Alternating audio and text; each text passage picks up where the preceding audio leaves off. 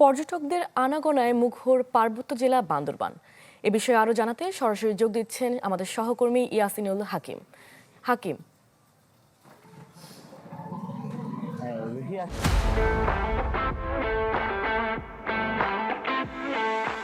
টানা ছুটিতেই দীর্ঘদিনের ছবি হয়ে থাকা পার্বত্য চট্টগ্রামে কিন্তু পর্যটকে মুখরিত হয়েছিল।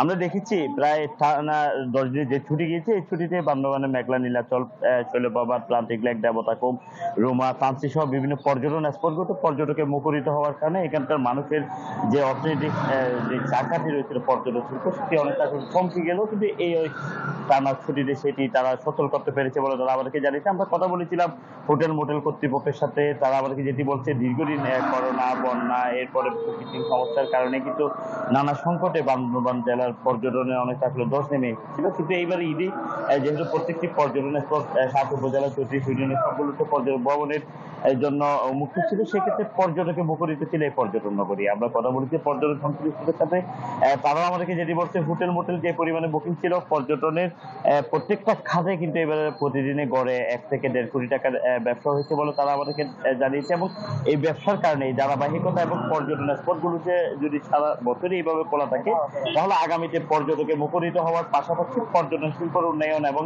এলাকার মানুষের জীবনযাত্রার মানও আরেকটা অনেকটা বাড়বে বলে তারা আমাদেরকে জানিয়েছে। আমরা এই বিষয়ে কথা বলেছি জেলা পুলিশের সাথে, আমরা কথা বলেছি টুরিস্ট পুলিশের সাথে, তারাও আমাদেরকে জানিয়েছে পর্যটকদের নিরাপত্তার জন্য নতুন নতুন যে সমস্ত স্পটগুলো তৈরি হচ্ছে সেগুলোতে পর্যটকদের নিরাপত্তার বিভিন্ন ব্যবস্থা তারা গ্রহণ করবে। উপজেলা প্রশাসনের থেকেও বিভিন্ন প্রস্তুতি নিচ্ছে বলে আমাদেরকে জানিয়েছে। আমরা কথা বলেছি জেলা প্রশাসনের সাথে, জেলা প্রশাসন পক্ষে এইবারে তারা যে পরিমাণ পর্যটক বেড়েছে, আগামীতেও এই ধরনের পর্যটক আসলে তাদেরকে রাখা বিভিন্ন নিরাপত্তার বিষয়গুলো তারা সঠিকভাবে দেখছে এবং নতুন নতুন পরিকল্পনা হাতে নিচ্ছে বলে আমাদেরকে জানিয়েছে। রুহি।